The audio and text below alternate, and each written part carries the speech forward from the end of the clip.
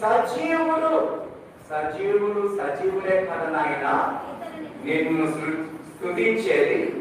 ప్రేతలు నిన్ను స్తుతించవు కదా.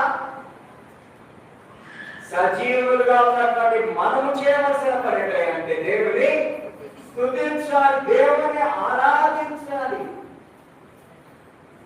యోగు గారు చెబుతున్నారు, నా విమోచకుడు సజీవుడనియు తర్వాత ఆయన భూమి మీద నిలిచిననియు నేను ఎరుగుదును. నాకు తెలుసు.